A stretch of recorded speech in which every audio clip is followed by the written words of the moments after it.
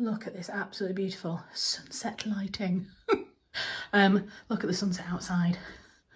Oh, it's just beautiful. And that's through the camera as well. It's even more beautiful in person. But yeah, just wanted to document, oh God. Ignore that. We have a slight leak in that window. Is it even my house if it doesn't leak in some way? So I have a small flannel currently plugging up the hole. Hello everyone. Tonight is Friday the 30th of August, if you must know, and Tom is out with work. He's on a works night out, and so I've got the night at home on my own, and I figured now was a really good opportunity for me to do a night of writing, because I always feel a little bit guilty if I spend the night either working or writing and Tom's at home, because I feel like I should be spending my time with him. But on a day like today, when he's out with friends or out with his work colleagues, it's the perfect opportunity for me to be able to spend some time guilt-free in my office. And Tom doesn't put any guilt on me at all. This is really aesthetic, isn't it? That's better. Tom doesn't put any guilt on me at all for working in my office or for writing. He will tell me all the time, stop worrying, I'm absolutely fine, you do what you want to do, what you need to do for work. It's my own guilt that leads me to feel bad. So an evening like tonight is perfect for me to just be able to kind of do it all a little bit guilt-free. So I thought I'd bring you along with me. It is currently 7:30 and I'm just going to prove it to you. You see that? Friday the 30th of August. At 7:30. So I'm probably going to be picking Tom up at like 10, 10:30, something like that. So what's that, 7:30, 8, 9, 2.5 hours, something like that, until I need to set off to go and get him. So that's a really good amount of time for me to be able to get some good writing done. I've had some dinner.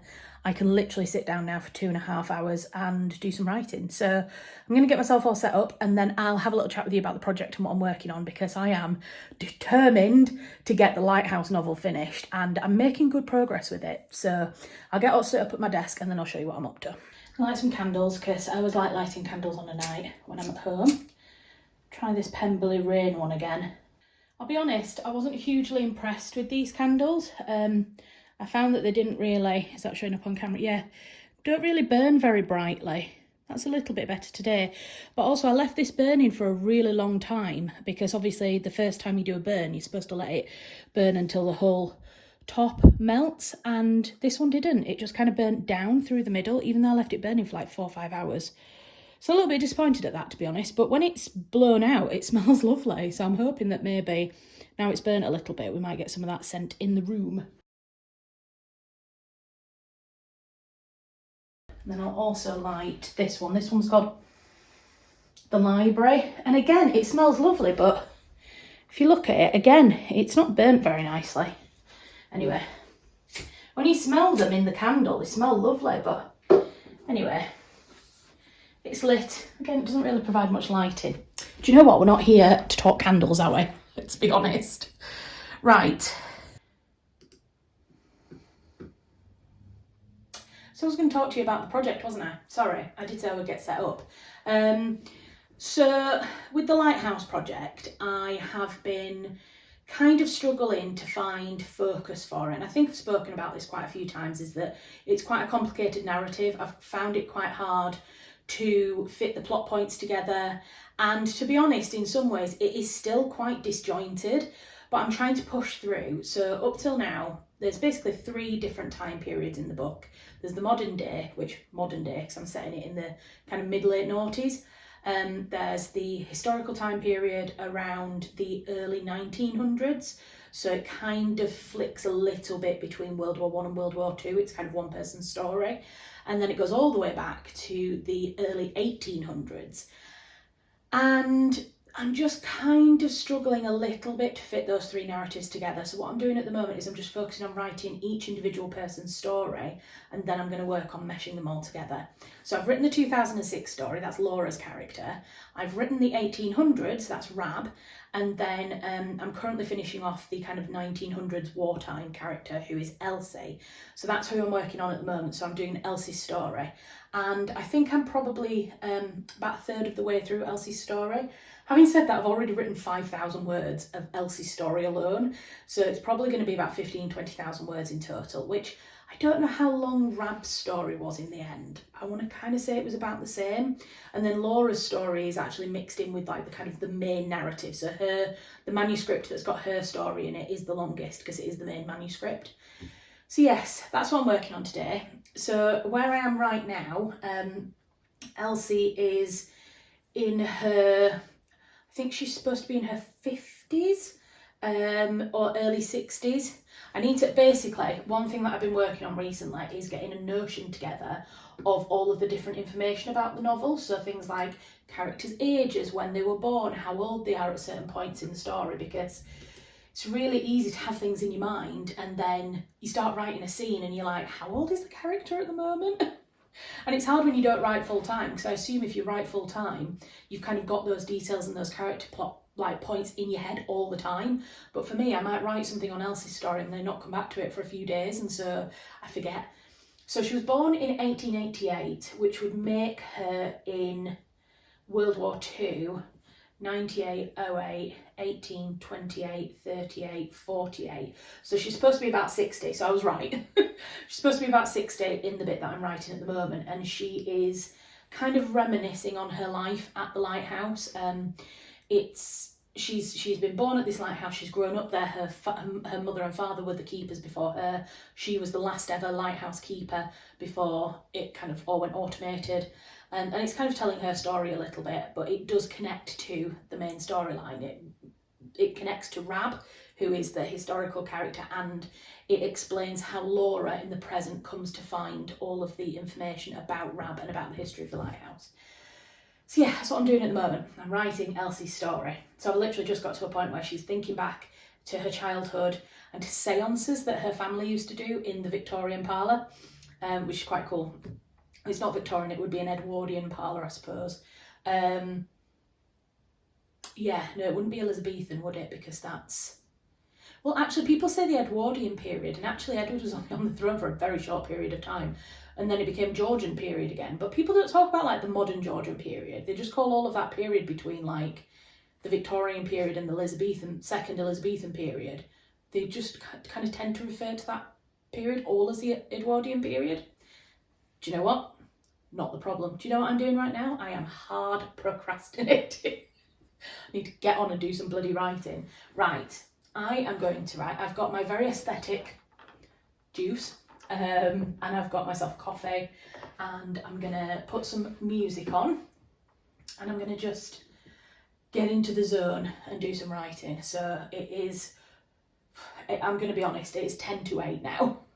Because I went to the toilet and then I started setting up and then I started lighting candles and I had to put you on a tripod, and then I procrastinated for a solid 5 minutes. So, you know, nothing about keeping it real. But now I'm going to get into it, I promise. I'm going to get into it. After I've picked some music. Pick some music first. Do you know what, let's put some Braveheart on again. Oh, freedom! You're not going to listen to any of this music, I'm sorry, because it's all copyrighted.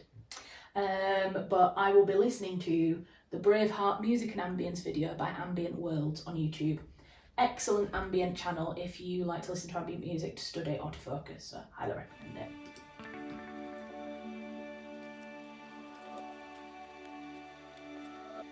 And then I've just ended up WhatsApping somebody as well. It's so hard to get focused sometimes because things pop up. You know, I'm getting this messages come through on WhatsApp and this, that and the other, and it's like, I just want to write. And I know it's all up to me, you know, I've got to focus, but... So one thing that I've got here on my computer, if I just spin it around for you slightly, is I've got my manuscript up here on the computer. This is Elsie's chapter that I'm writing. I've kind of got it in a separate document from my main manuscript. And then here I've got the Elsie plot layout, and I'm kind of looking at my plot points and kind of trying to decide which bits go from the plot points over to the manuscript. So if you see me kind of like staring at the computer for a while, not typing, it's because I'm kind of looking through my plot points and trying to decide what to write next. Obviously in a perfect world I would have the entire book plotted out before I started writing, but have not done that with this book. I will be doing that with my next book, but I'm not going to talk about that book yet until this one's finished.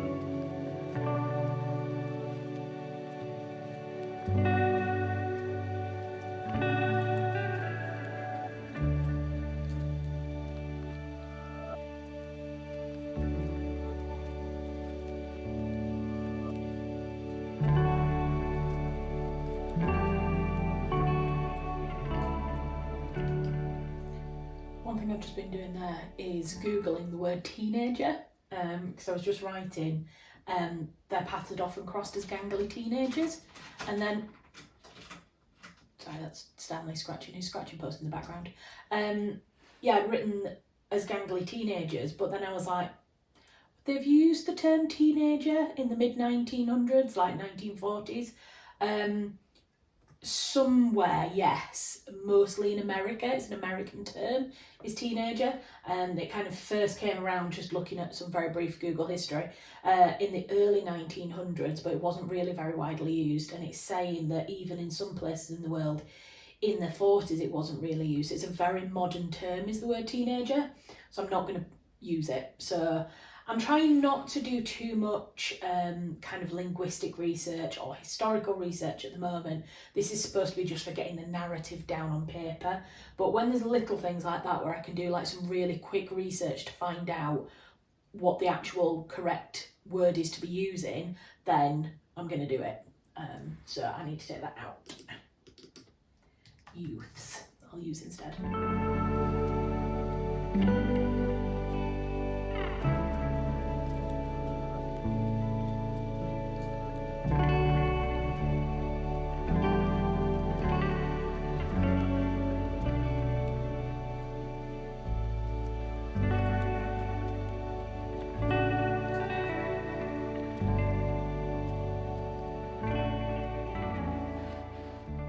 So I've just come across another problem. I was trying to match up, keep forgetting to pause the music. I was trying to match up Elsie's story and her timeline with when she marries her husband, Kenneth. And I wanted her to be 16 when the war started, and when they were supposed to be getting married. That's the Great War, the First World War. And I realised that she would have been 10 years too old if she was born in 1888. So I just changed it. She's now born in 1898.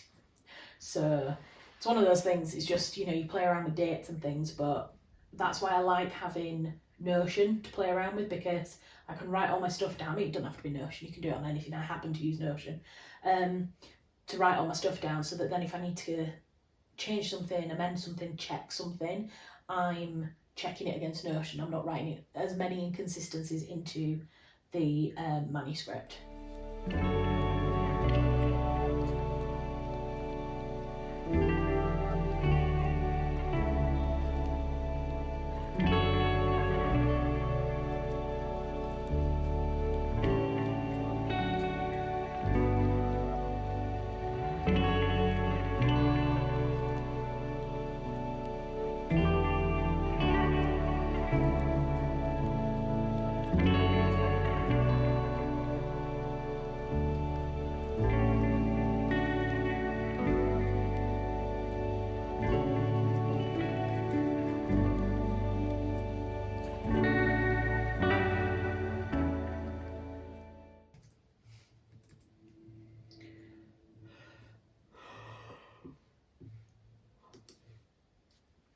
I have to say I'm struggling. I'm really struggling today. The words are just not flowing. I think I've done about 300 words, which obviously is not the end of the world. It's still words on the paper. But this book has really been, it's been a struggle. Like from the moment I started writing this book, it's been tough to write.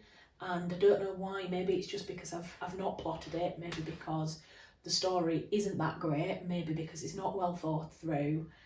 I'm not really sure, but I do know that I'm going to push through because I am determined, absolutely determined. So I'm going to try and just put some bare bones down on paper about the rest of Elsie's story, and then what I might start to do, maybe this evening, although I'm not sure I'll have time, it might be over the weekend, I might actually start looking at piecing some of the stories together, because I feel like if I can get it into a good manuscript kind of layout and stuff, that might help me feel a little bit more motivated about it. It might make it feel more like an actual manuscript, as opposed to this is this bit that's here, and this is this bit that's here, and this is bits that are here, but actually I don't know how they all go together.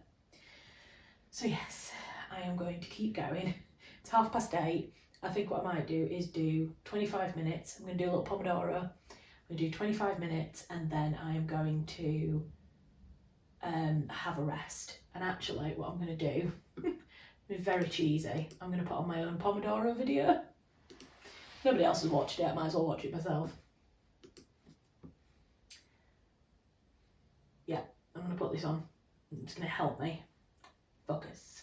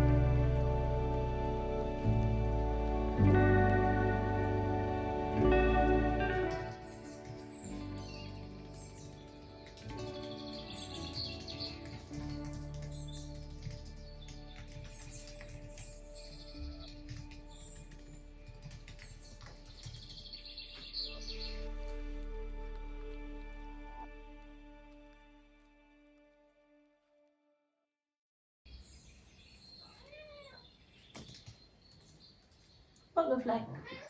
Oh, darling. Alright. What are you doing?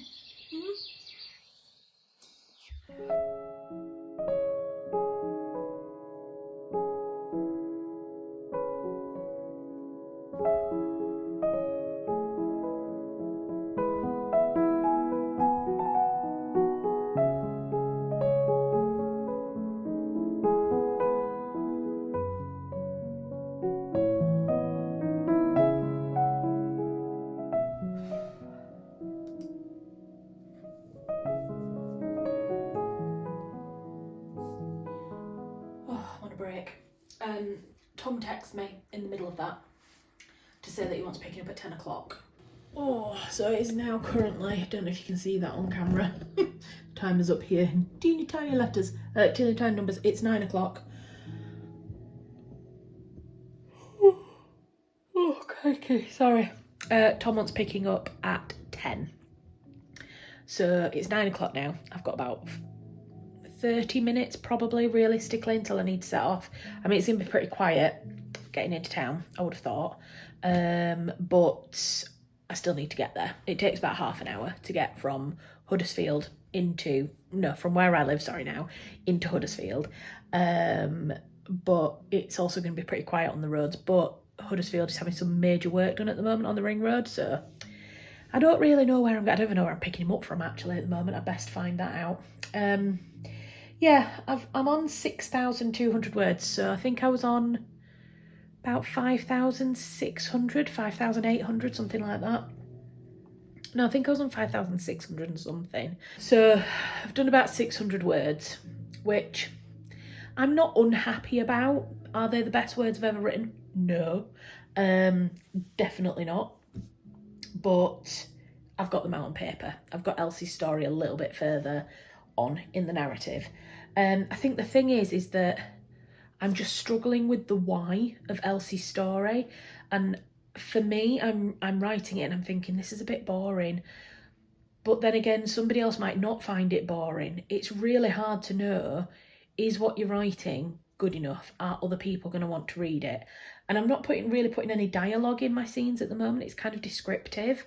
And they always say, show, don't tell. So I'm trying to do that, but then I'm like, is it just statements? Because then am I telling rather than showing? It's so hard to know. And also what I'm doing at the moment with Elsie's story is I think what I'm potentially doing is overcomplicating it. And so I maybe need to go back and completely rewrite this section, which kind of makes me want to cry, because I think what I'm doing is there's obviously Laura's narrative in the present. Then I'm going back to Elsie's story. And what I'm doing is I'm starting at the Second World War, and then Elsie is remembering back to the First World War. And I don't know if it's too much going back to go back. I don't know. I'm going to continue on the way I am doing because I've got this far and I'm determined to continue and move forward with the project. So I'm not going to rearrange anything at the moment, but once the whole book is finished, I might find myself moving things around quite a lot and editing. I'm actually really looking forward to getting to the editing point because I feel like there will be stuff to play with then, rather than just looking at a blank piece of paper and having to come up with something. So, yes. I don't know how much of these videos are interesting. Like, if anybody's still watching at this point, like, is me just talking randomly about my project interesting? I always kind of think that I should get like B-roll and like fun different angles of me writing and this, that and the other, and then I'm like, but I just sit here at a desk. It's not really interesting or exciting. I just literally sit at a desk. The exciting, interesting things all happening up here when I'm thinking of things, and there's people and characters and things going around in my head, but I can't get you in here at the moment. That would be some weird episode of Black Mirror if I could.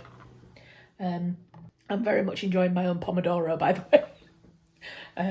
This is the break at the moment, which is a slightly sped up version of some footage that I found, but the actual kind of the Pomodoro sessions are in real time. Oh, we're supposed to be starting again. Real time ambient footage that I filmed when I was on holiday in Spain. So yes, if you want to go and use my Pomodoro when you're doing your own writing stuff, then please do check it out. And there are other Pomodoros as well. I've done about 3 or 4 of them now. So if this kind of background isn't your vibe, you want something a bit more autumnal, a bit more cozy, I do have some further back on my channel. They've all got a similar thumbnail now, so you should be able to easily identify them. Right, so if I've got half an hour, I might as well do another half an hour of writing. We can do this. We can do this. Let's see if I can set you up in a cool place as well to get a slightly different angle.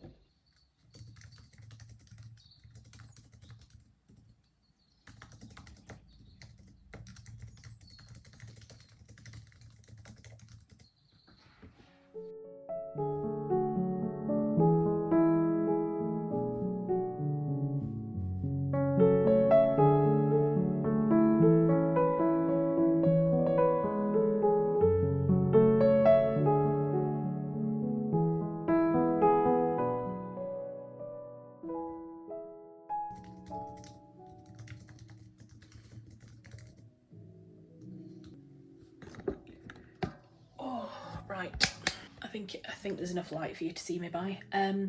It is now 9:30. I have just ticked over to 7,000 words, as you can see. There you go, 7,067 words. So, like I said, I think I started on like 5,600 or something like that. So I'm really happy with that. That means I've done 6,600, 1,400 words. I'm really happy with that, considering how hard it was. It's really frustrating because now I feel like I'm actually getting into my groove with it a little bit more. So depending on how Tom's feeling when he gets back, depending on how drunk he is, if he's going to go straight to bed, I might do a little bit more. To be honest, I am pretty tired as well, so I might actually leave this here. I hope you've enjoyed kind of an evening writing with me. This is kind of what it's like now. I write part-time, I write in my spare time, and so I catch snippets of time like this when I can write. And yeah, this is what it's like. It's a nice cozy little office space. I've got my cat who's currently licking himself. Oh, I'm sorry, did we disturb you? Oh. Someone's got a sticky tail, obviously. And yeah, no, it's running away. And yeah, we do this. We sit in the office together, me and Stanley, and I will write my book. So yeah, I really hope you've enjoyed this little video, spending an evening with me while I write my novel, and I will see you in my next video. Okay guys, bye.